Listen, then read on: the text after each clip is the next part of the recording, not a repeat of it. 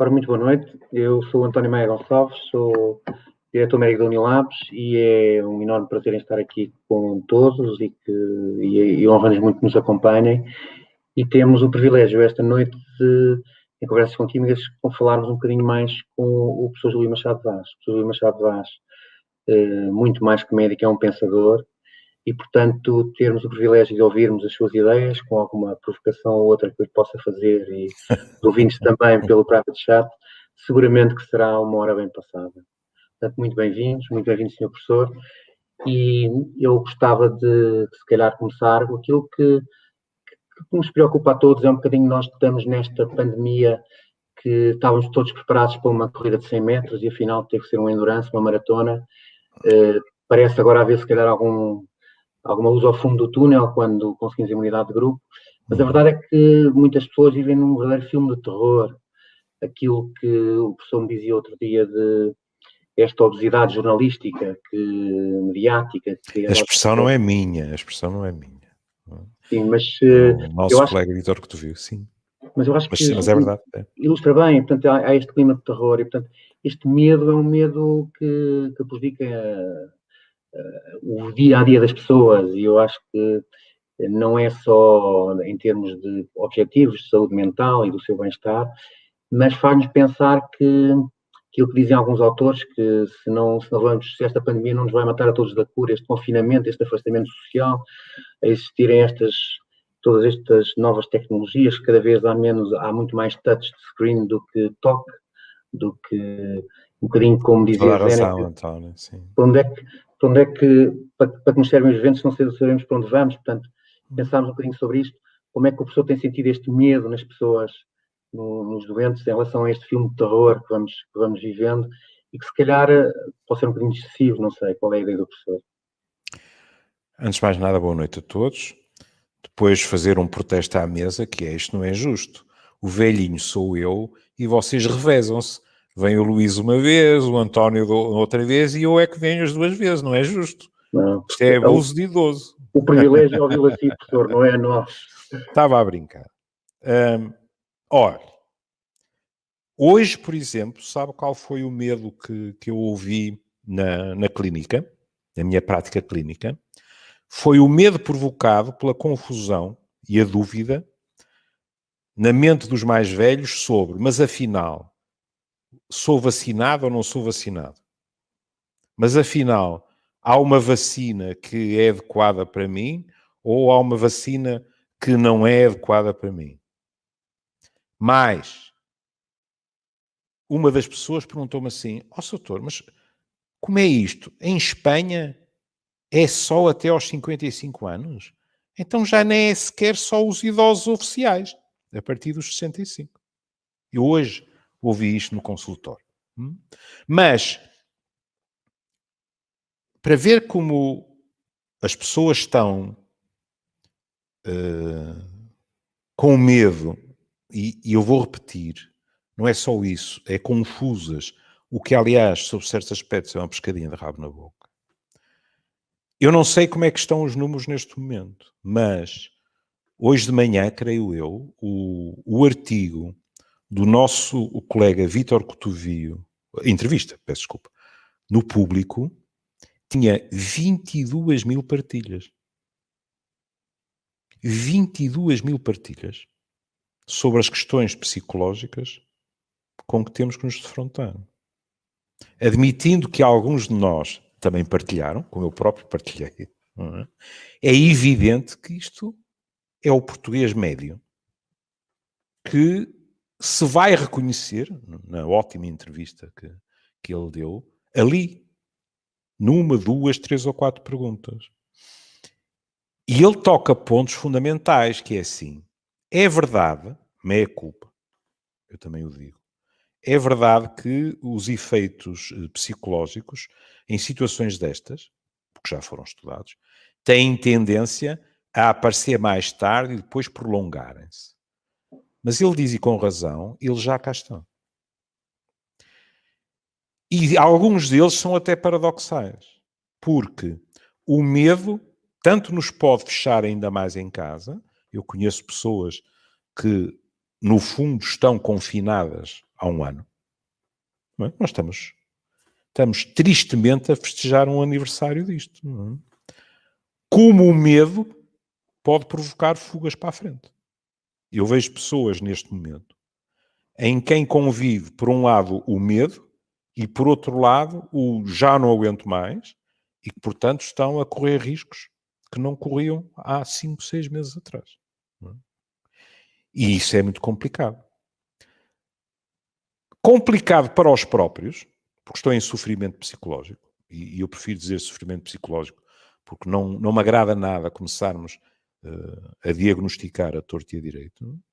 Mas também em termos sistémicos. Não sei se o António notou, mas os níveis de irritabilidade têm vindo a subir.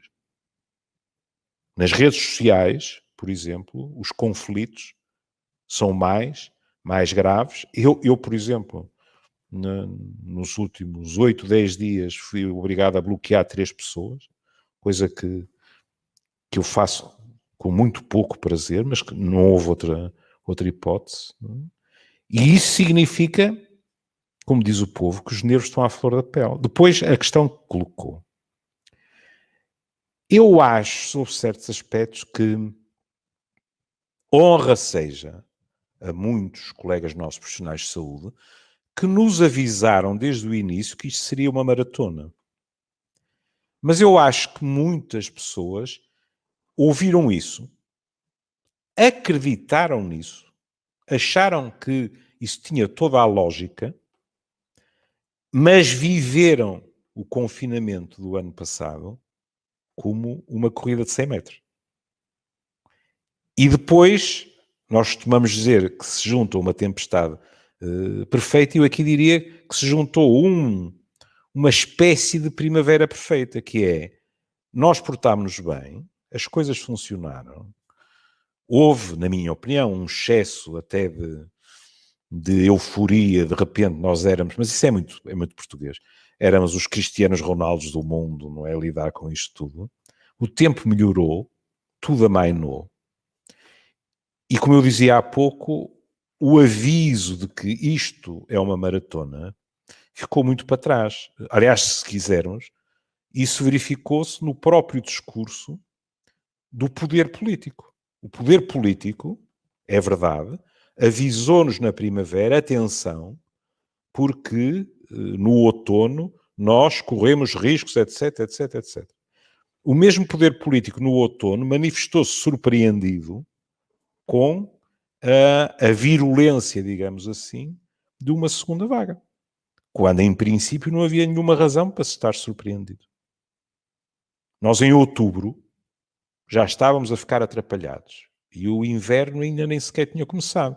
Não podiam ser boas notícias, não é? Isto, António, levar-nos-ia a outras questões que eu estou disponível para abordar. A minha opinião é conhecida, como, por exemplo, a questão de decisões que foram tomadas, em que eu acho, respeito as opiniões de toda a gente, mas em que eu acho que o político, e quiçá, o político eu acho que sim, mas quiçá o económico, se sobrepuseram àquilo que seria cientificamente mais adequado, e penso que nesta terceira vaga, se quisermos chamar de terceira vaga, nós pagámos muito isso. Eu penso que devia ter havido muito mais cuidado na época de Natal. Que mais não fora, António, porque as pessoas, todos nós se calhar, temos uma visão do Natal que é assim. O que é o Natal? É a noite de Natal e o dia de Natal. Não é. Desde logo na sociedade em que nós vivemos, pela sua própria geografia dos afetos, nós temos N natais em cada família. Porque há divórcios, há segundas famílias, há isto, há aquilo, portanto, está tudo pronto para que isto seja um saltitar. Eu lembraria que o próprio Sr. Presidente da República, a primeira vez que falou do seu Natal, falou de uma autêntica peregrinação. Se bem me lembro, ele ia a 5 refeições. E disse isto com a maior das ingenuidades. Para além disso, o Natal, e para isto alertou, entre outros, como é evidente, o Papa Francisco, o Natal tornou-se numa autêntica celebração do consumo. Eu nem precisei de ouvir as descrições. Eu, do meu carro, via os ajuntamentos ao pé das catedrais de consumo, que são os centros comerciais. Foi só isto. Estou disponível para que não tenha sido. Mas, não estou aqui para enganar ninguém quanto às minhas opiniões, também não foi só a variante inglesa. Houve realmente um relaxamento no Natal. Acho que houve más decisões por parte do poder e depois o país em geral correspondeu a essas más decisões, com honrosas exceções, com comportamentos demasiado otimistas. E os resultados têm estado à vista.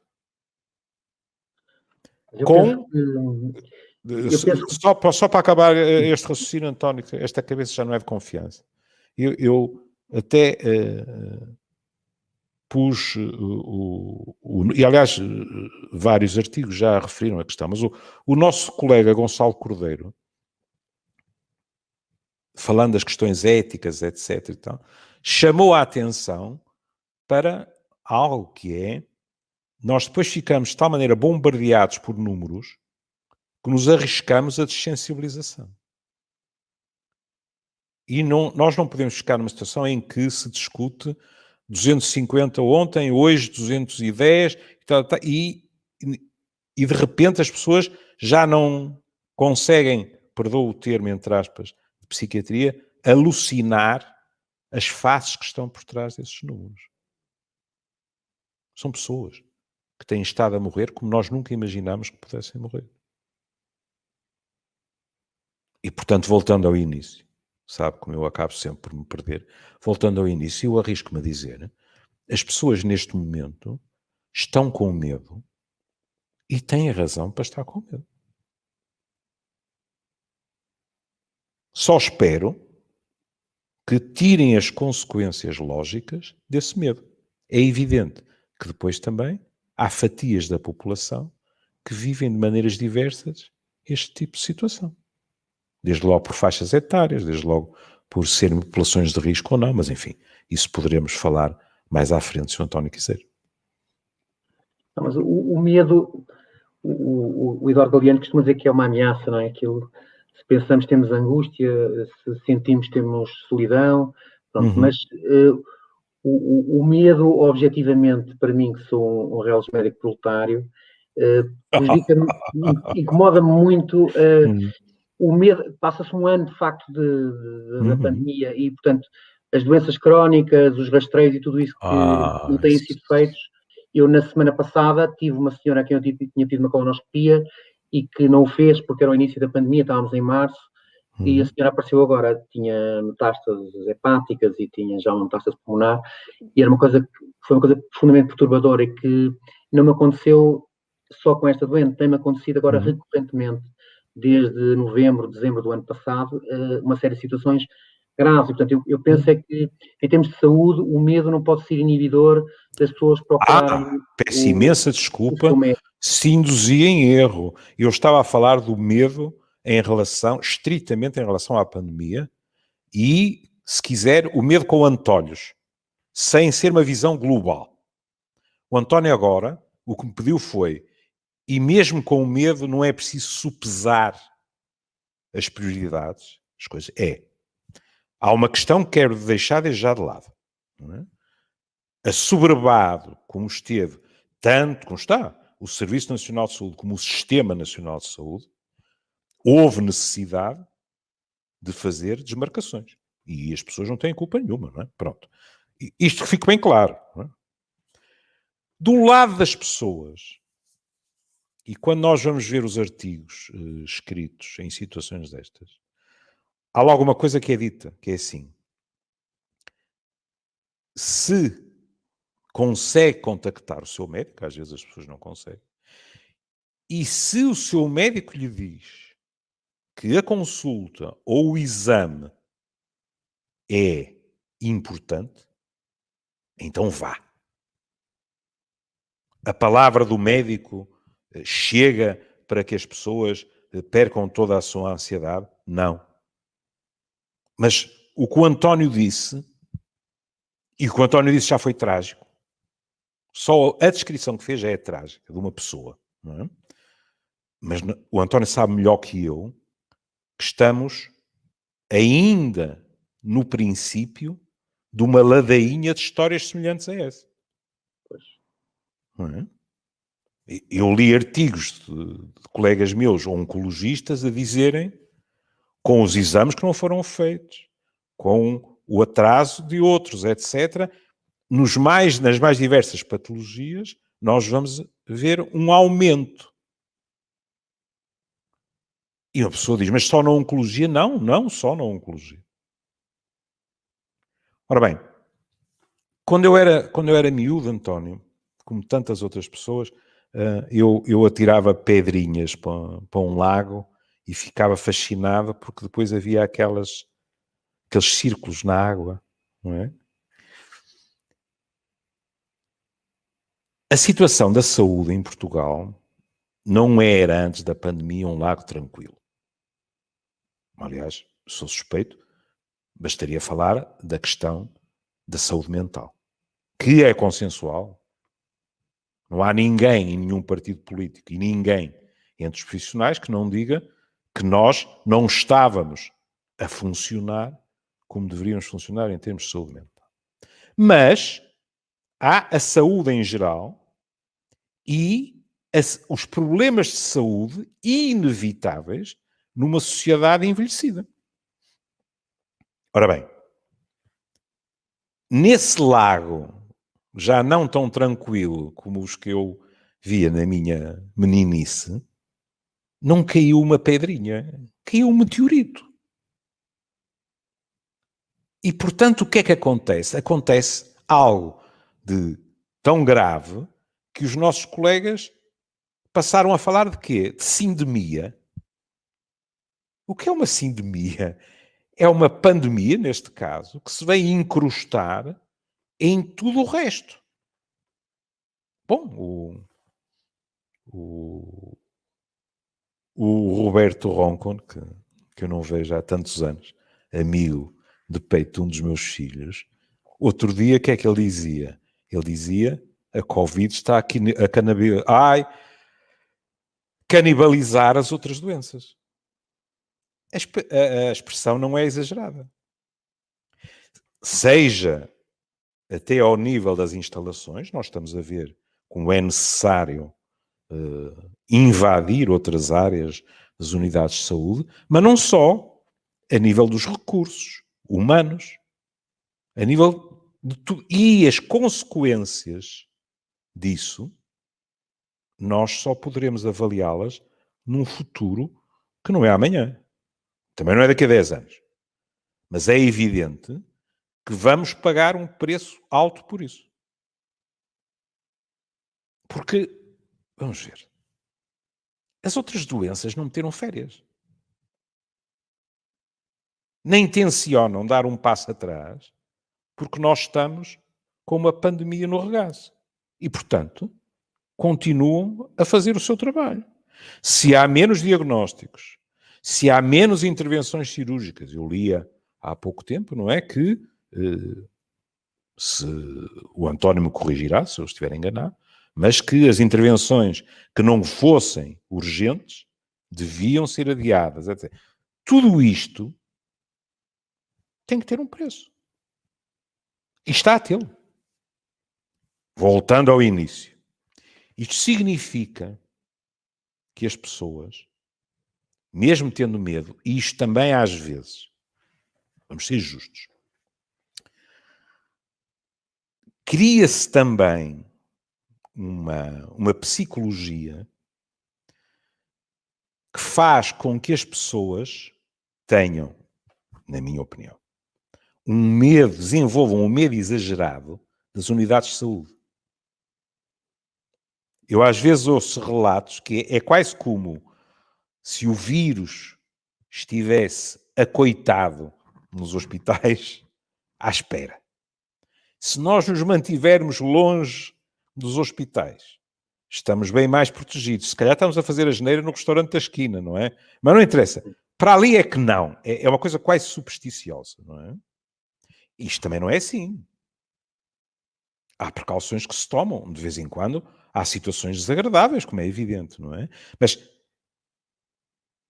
pessoas que estão com exames marcados, como o António deu um exemplo trágico, pessoas que têm consultas, sei lá, na área cardiovascular.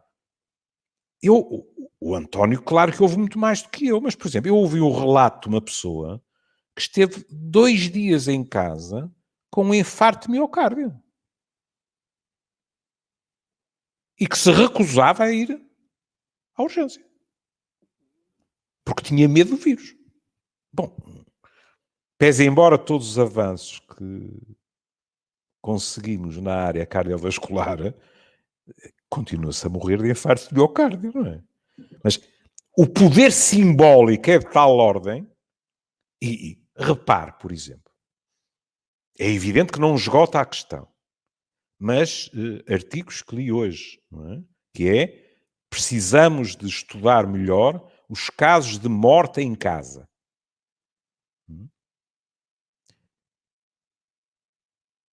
Eu não lhe escondo que ficarei surpreendidíssimo se em muitas dessas situações não viermos a chegar à conclusão que houve pessoas que esconderam sintomas, que viviam sozinhos e os negaram para si mesmos, disseram aquela frase tão portuguesa, amanhã talvez esteja melhor, não é? E acabaram, pura e simplesmente, por morrer em casa. Algumas de Covid, estou-me a lembrar daquela expressão que a nossa colega Isabel do Carmo utilizou no seu artigo, não é? Com a hipóxia feliz, não é? Em que as pessoas não se apercebem como está a baixar a saturação do oxigênio, mas no fundo, como mecanismo, como primo móveis, uma recusa consciente ou inconsciente de pedir ajuda e de se dirigir onde se devem dirigir. E isso não pode ser. Mas se me permite, alguma. Até falámos um bocadinho já até sobre isso antes, que é. Pronto, os médicos de família têm tido um papel fundamental e, como de costume, profundamente ingrato, porque ninguém lhes reconhece o valor, mas estão da linha da frente. A ideia que eu tenho, até do meu consultório particular, quando peço alguns exames, os médicos de família respondem e transcrevem-nos pelo centro de saúde para as pessoas terem exame. Portanto, há de facto as pessoas têm muito medo de ir às unidades de saúde, fazer exames e pronto. E isso é muito importante, essa mensagem, até porque nós estamos num caminho que temos uma luz ao fundo do túnel, estamos a caminhar para a imunidade de grupo. Houve um artigo também interessante sobre um antivírico, que é a taxigragina, que... eu vi, que é muito promissor, não é? Exatamente, que é muito promissor, e repare, por exemplo, em relação à gripe A, nós tivemos aquela felicidade de aparecer o Tamiflu, o oseltamivir, simultaneamente com a vacina. Isso permitiu muito mais objetivo controle da doença. Portanto, estamos numa fase em que vai haver uma luz ao fundo do túnel, não sabemos o tempo que vai durar, chegarmos mesmo ao fim do túnel e temos essa luz, mas é momento de nos reinventarmos. Eu acho que reinventarmos sobre todos os aspectos, na maneira de estarmos, termos um bocadinho mais de otimismo, na cultura, as pessoas reinventarem-se como é que vão chegar até nós, pronto, eu acho que é um bocadinho isso. E não vejo isso, acho que vejo um bocadinho cada vez mais confinamento, mais isolamento, mais solidão, e isso é mau. Portanto, nós temos que passar um bocadinho a mensagem que temos uma luz ao fundo do túnel, temos que nos reinventar e ser capazes de reinventarmos um bocadinho. Obviamente, somos parte interessada cuidando da saúde, não é? Por aquilo que eu li, o António dirá se eu interpretei bem, nós nem sequer estamos livres de uma hipótese, que é passar a sermos vacinados contra a Covid periodicamente, uma vez por ano ou qualquer coisa, como se faz a vacina da gripe, etc. Mas o que eu queria era sublinhar desde logo o facto de ter falado dos médicos de família. Nós não precisamos da pandemia para... Não é preciso bater palmas na janela. Nós temos de ter a noção que alguns dos nossos colegas, sobretudo intensivistas, já deram entrevistas em que, e com toda a razão, disseram: eu não quero ser herói, eu agradeço as palmas, mas o que queria era que as pessoas se portassem bem. É a melhor homenagem que nós lhes podemos fazer. Pronto. Mas nós não precisamos da pandemia para termos a noção de que os cuidados de saúde primários são a pedra de toque. Sobretudo numa sociedade, para alguém com a minha idade, isso ainda foi mais evidente, uma sociedade que teve sempre uma visão da saúde muito hospitalocêntrica. E, portanto, houve e há todo um trabalho a nível da população geral para que haja confiança nos cuidados de saúde primários, de maneira a que muitas coisas podem ser resolvidas ao nível dos cuidados de saúde primários. Nota que não é de rodapé. Desde que os cuidados de saúde primários estejam apetrechados, tanto em termos de instalações como humanos, para desenvolverem bem as suas tarefas. Os profissionais de saúde, em geral, não são todos angelicais.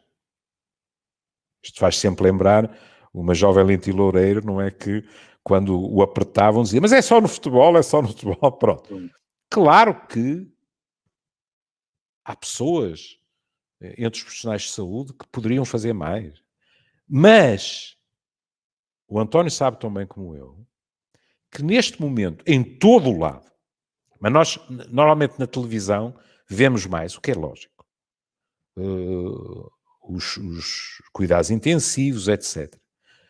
Mas é justo dizer que há colegas nossos nas USFs, nos centros de saúde, em todo o lado, a saírem 4, 5 horas depois do seu horário de saída, porque estiveram agarrados aos telefones a seguir doentes, por exemplo. E isso não é visto.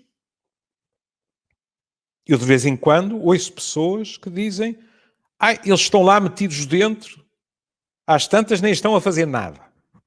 Quero uma injustiça atroz. Por exemplo, eu não lhes conto que uma das coisas que a pandemia, na minha opinião, veio pôr a nu, já falámos da questão da saúde mental, não é?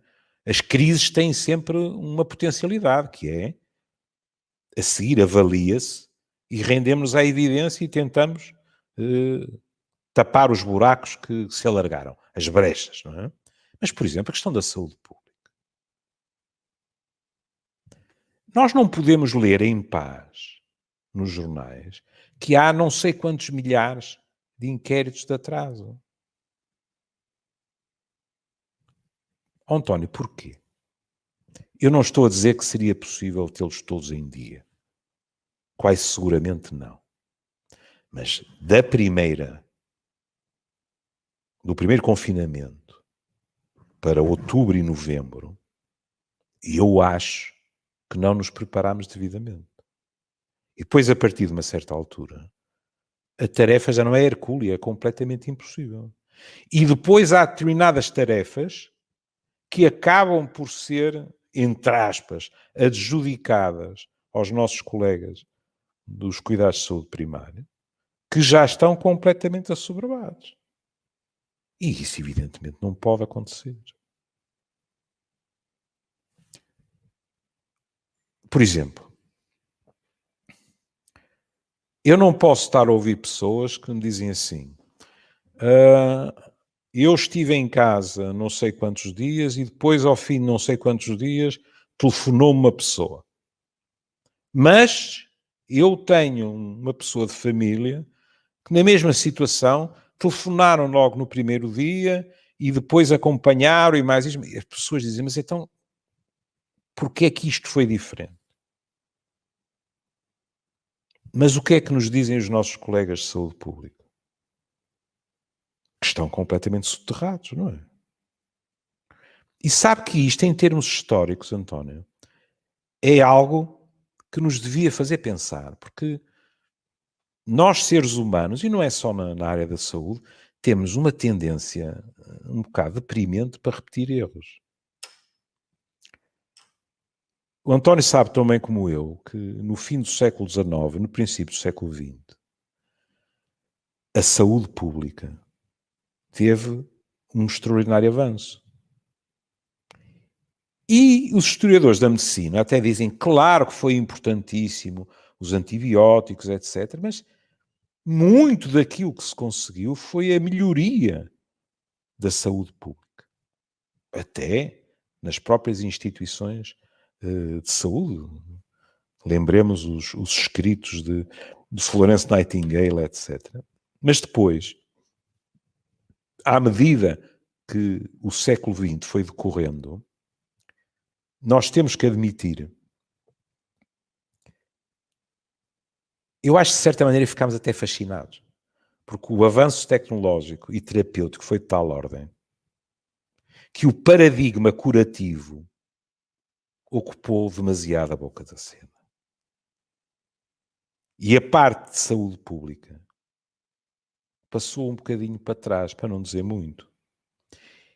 E isso não era obrigatório que tivesse acontecido assim. Porque em situações destas, nós podemos, e Deus os abençoe, nós podemos ter todos os avanços tecnológicos, mas a saúde pública tem que estar sempre presente. Estamos com uma pandemia.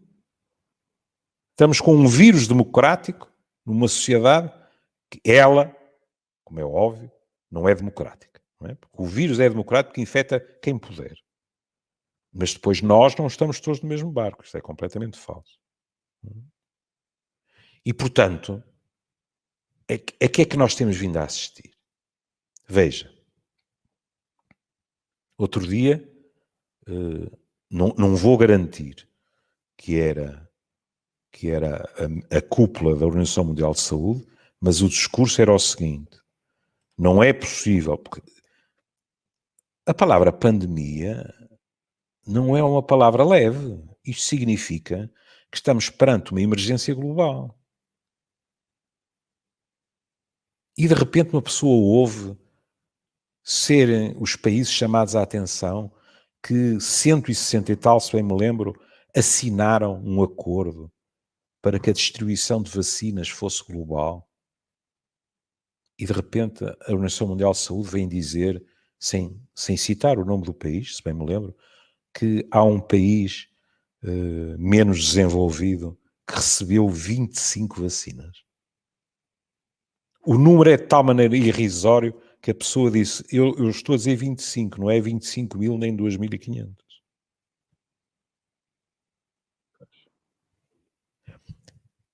O António viu, como eu vi, os artigos sobre o turismo de vacinas. Já estão escritos. O António, estão lá os depoimentos de pessoas que compraram o pacote e que dizem com a maior honestidade, não sei onde é que foram arranjar as vacinas. O que eles sabem é que a notícia que eu vi eram viagens para o Dubai, 50 mil euros por pessoa. Vacina incluída. E as pessoas diziam com a maior honestidade, não sabemos onde é que eles vão buscar. Bom. E o que é que vai acontecer nos países onde nós já vimos dizer, talvez em 2024? E o que é que isso significa em termos de saúde global? Porque nós vivemos num mundo, António, em que eu e o António metemos num avião e 5 horas depois estamos a milhares e milhares de quilómetros. Portanto, já nem é só questão ética que devia chegar e sobrar. É uma questão de segurança. Ou há uma abordagem global, ou então como é que as coisas vão acontecer? O que nos dizem os especialistas em termos de deflorestação, etc., que a agressão permanente à natureza vai tornar cada vez mais provável o aparecimento deste tipo de situações. Ou seja, aquilo que o António sabe tão bem como eu, que é a saúde, o seu planeamento, não pode ser despejado em cima dos ministérios da saúde de cada um dos países, ponto final, parágrafo. Não. É uma empresa global que tem que reunir toda a gente. Se isso não for feito,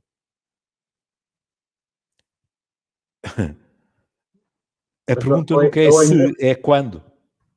O OMS assumiu um bocadinho esse papel, não é? Depois tivemos aquele problema do Trump, que retirou os Estados Unidos da OMS e tal. Portanto, A verdade é que não há nenhum organismo agora global, mas eu penso que isso irá mudar. Uma coisa engraçada também é como é que é possível os negacionistas.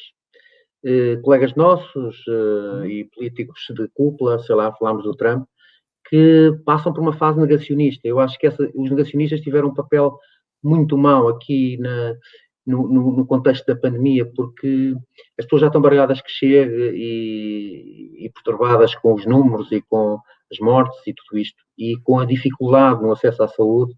Pronto, e depois os negacionistas, ver médicos e ver políticos de cúpula alegarem o negacionismo. Engraçado ter ver um artigo quando foi a peste de Atenas, 430 a.C., já havia os negacionistas, mesmo lá no Senado romano.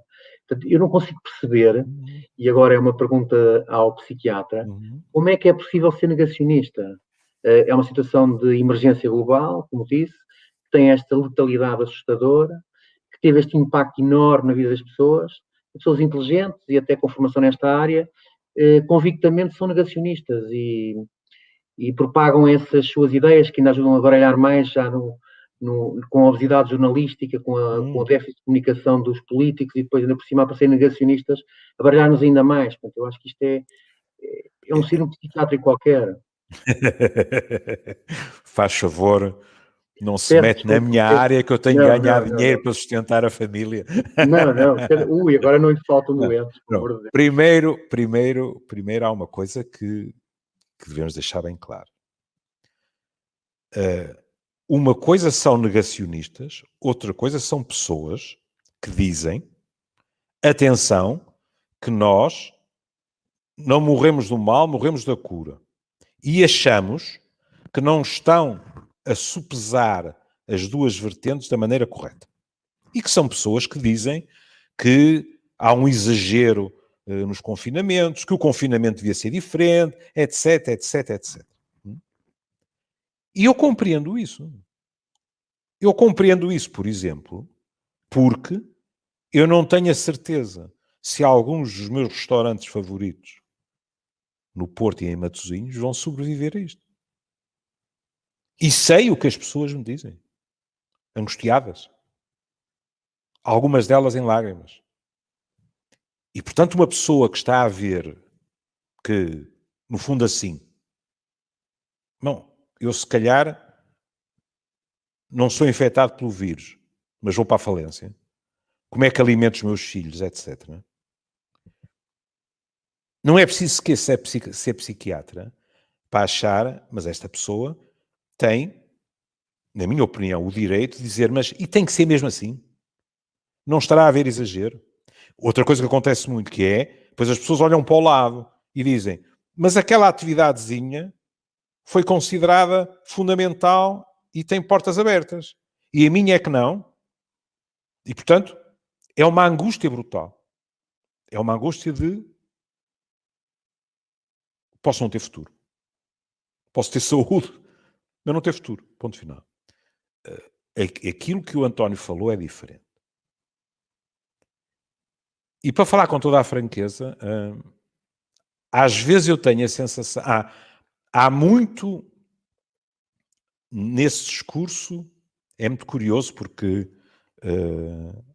algumas pessoas que apareceram no meu Facebook empregavam imagens muito semelhantes, que é vocês seus carneiros, vocês seus robôs, etc. Portanto, é a noção, digamos assim, que, sob certos aspectos, é muito trampiana, não é? Que há uma cabala.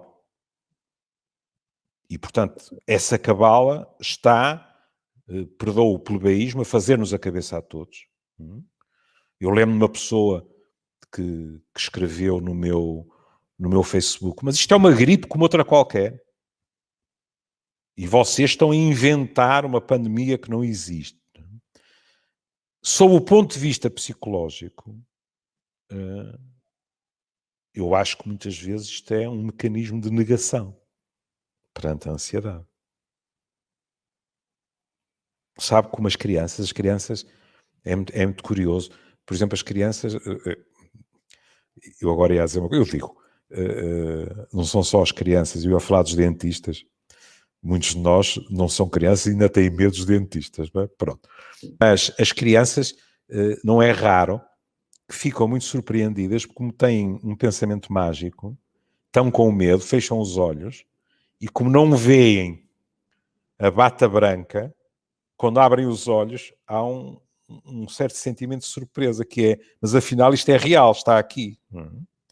E eu acho que parte dos negacionistas estão assim. Não é?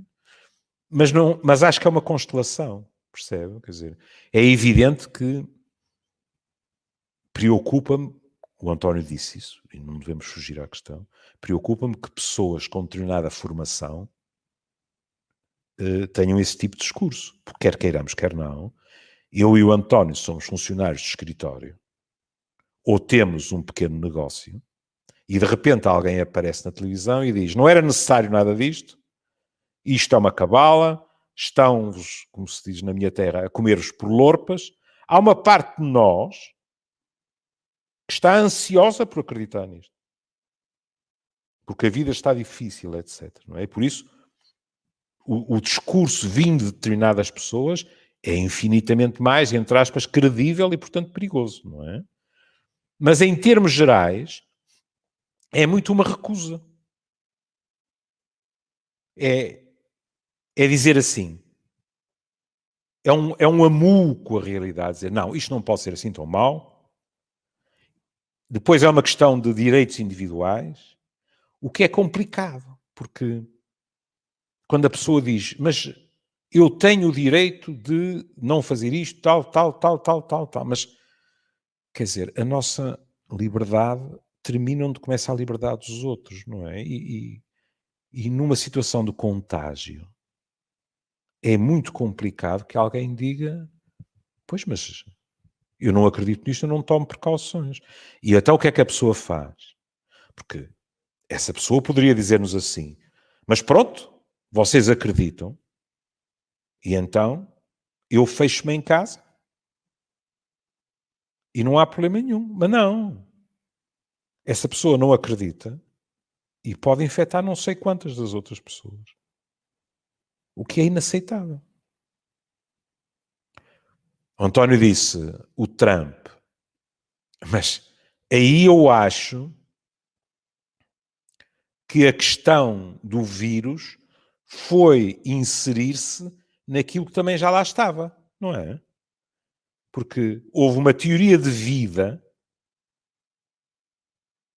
em que Trump, na minha opinião, foi o arauto de algo que já lá estava. De uma América profunda, extremamente ressentida, que nunca engoliu muito bem Obama, diga-se de passagem, não é? E que de repente tem um homem que, se não tivesse sido trágico, tinha sido hilariante, que se apresentou como um antissistema. Quer dizer, Trump antissistema, uma coisa extraordinária, não é? O homem que ia drenar o pântano de Washington, etc. E que utilizou a técnica que todos os demagogos utilizam, e os populistas, que é arranjar inimigos, arranjar bodes expiatórios. Tolentino de Mendonça escreveu sobre isso muitíssimo bem. E, portanto, o que é que ele disse? Se bem me lembro, uma das primeiras versões foi assim que o tempo aqueça, o vírus vai-se embora. Pronto. Quem nos dera a todos, quer dizer, se o homem tivesse acertado, qualquer um de nós ficaria satisfeito. E depois, da parte dele, a negação da realidade, porque isto é mesmo a negação da realidade, foi de tal ordem que o António leu como eu, que quando a atual administração entrou, não havia um plano de vacinação. E uma pessoa pensa, mas como é que isto é possível? Então, o homem esteve infectado ele próprio. E não há um plano de vacinação. Pode-se ir mais longe do que isto na negação. É impossível.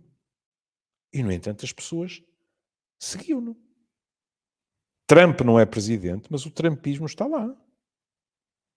A um outro nível, nós temos uma congressista que disse que uma das soluções para a situação política era enfiar um tiro na líder no Congresso dos democratas.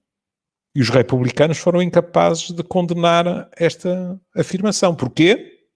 Por interesses políticos. Porque se vão candidatar e precisam dos votos daqueles que votarão em quem Trump disser. E isto levanta uma questão muito complicada, que é as relações entre ciência e política, não é? Pronto. Veja como a atitude de Biden foi diferente. Não é? Mas mesmo assim, até isso foi utilizado por Trump. Biden, quem era? Era o velhinho que estava escondido atrás de uma máscara, metido nos fundos de uma casa, etc, etc. E para muita gente, esta demonstração, digamos assim, de eu não tenho medo de,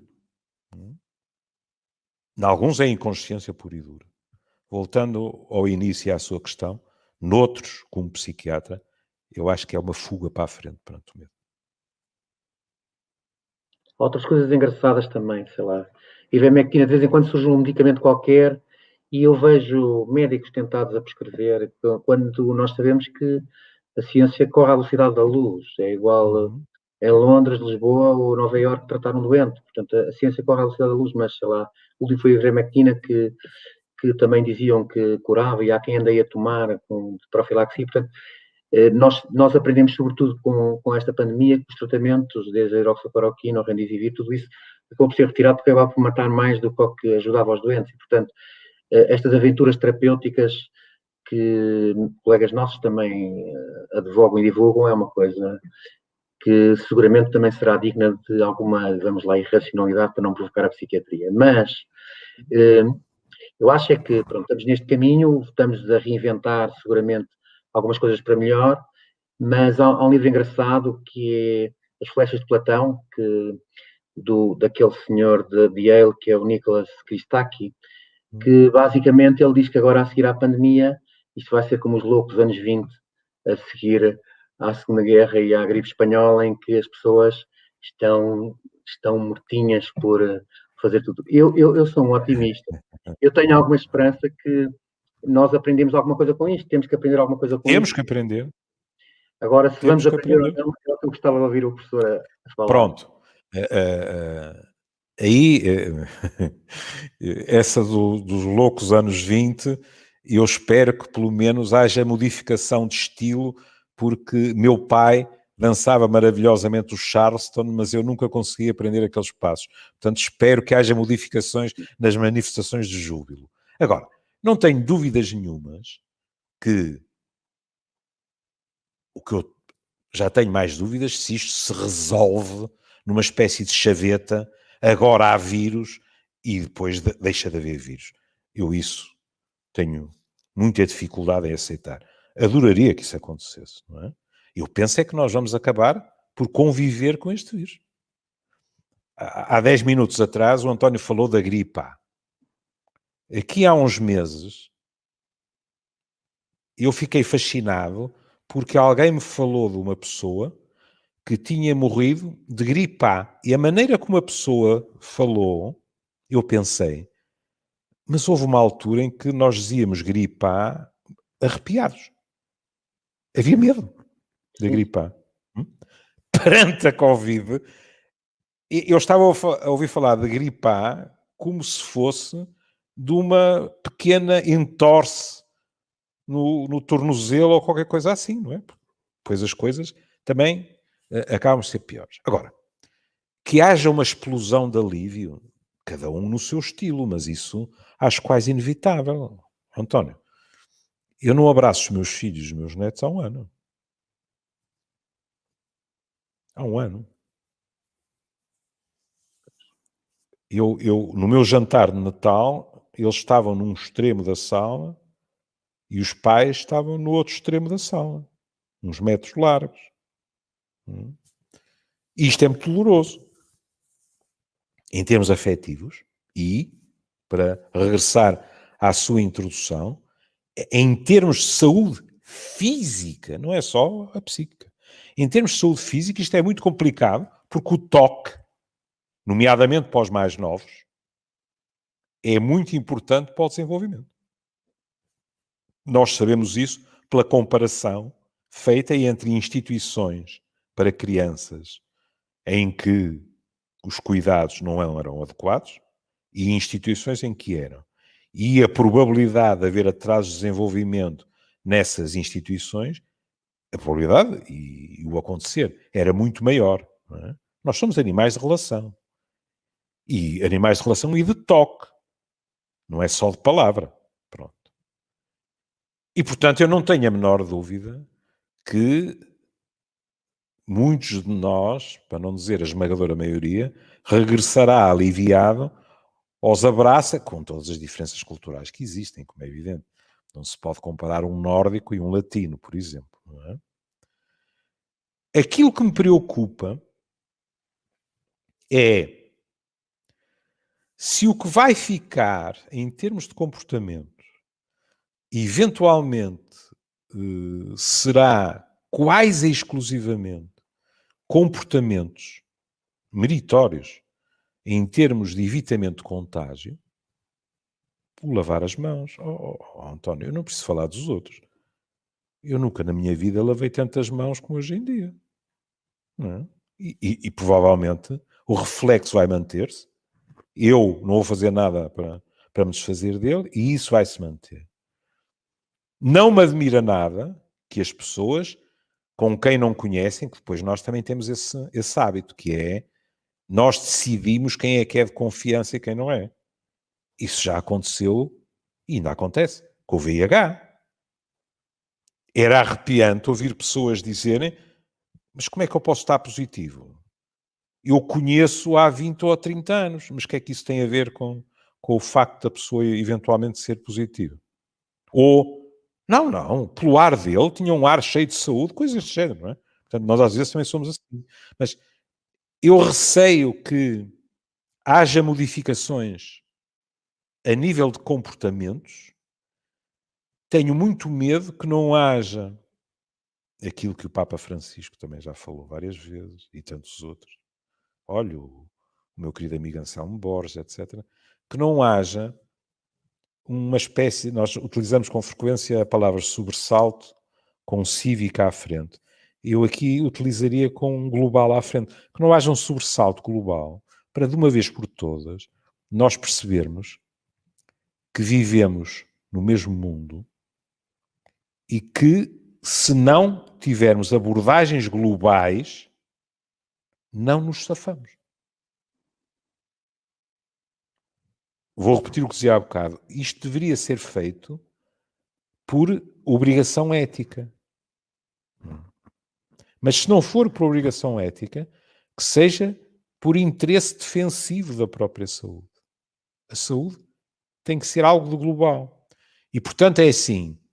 O planeta Terra será capaz de aprender com isto? Porque nos dizem os especialistas que outra pandemia virá, quiçá até mais mortal que esta, e nós estaremos mais preparados, digamos assim, para uma resposta global? Espero bem que sim. Mas a história não nos anima, porque quase sistematicamente nós temos tendência para ter memória curta. Por outro lado, quando acontecem estas situações limite, não é raro que assistamos a dois comportamentos diametralmente opostos. Por um lado, comportamentos de uma solidariedade brutal e, por outro lado, aos nacionalismos, aos egoísmos mais atrozes que se pode imaginar. O que é que predominará? O António já disse que é um otimista, não é? Pronto, eu... A Inês Menezes tem feito um trabalho bom comigo ao longo dos anos, mas ainda não conseguiu tornar-me num absoluto otimista. Mas vou-lhe dizer uma coisa, e perdoará porque é prosaico. Se depois de uma situação destas nós não aprendemos, há limites para a burrice, António. Porque é a nossa sobrevivência que está em causa.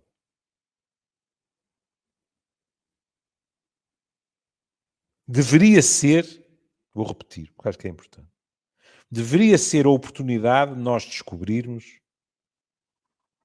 valores como a solidariedade e pô-los em prática. Não é só da boca para fora. Devia ser uma oportunidade, veja, os artigos já estão a dizer, num ano de pandemia, os multimilionários ganharam enormidades.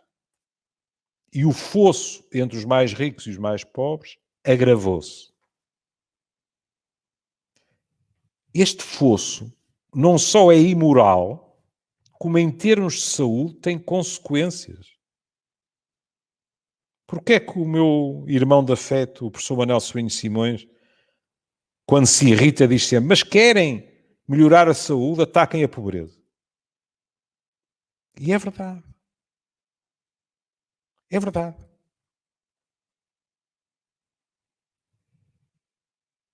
E se nós não aprendemos assim, o que é preciso? Uma situação em que, eventualmente, haja a extinção da espécie, então depois nós arrependemos, não é? Quer dizer, isto não é um mero semáforo amarelo a piscar. Isto tem sido um sinal vermelho. Quantas famílias hoje em dia é que se podem gabar de, no mínimo, não terem apanhado um susto valente? Cada vez menos. Mas repare, temos o primeiro quartel deste século XXI cheio de pandemias.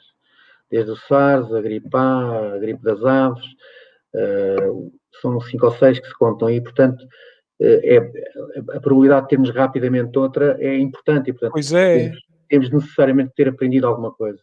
Eu já não sei quem foi, peço imensa desculpa, mas esteve em Lisboa um pensador que disse nós agredimos a natureza e a natureza vinga-se.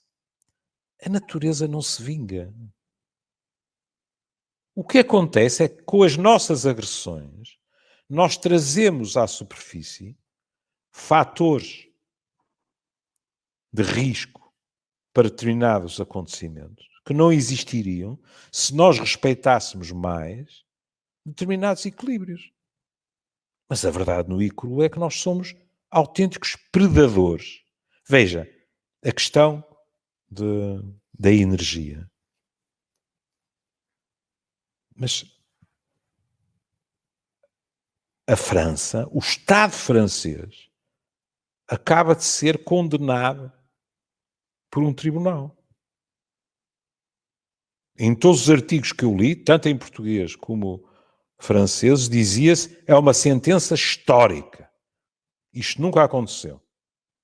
O Estado francês recorreu dizendo, mas não somos só nós que não cuidamos do clima, os outros também não, etc, etc. Mas a verdade no ICRUA é que, António, é só escolher.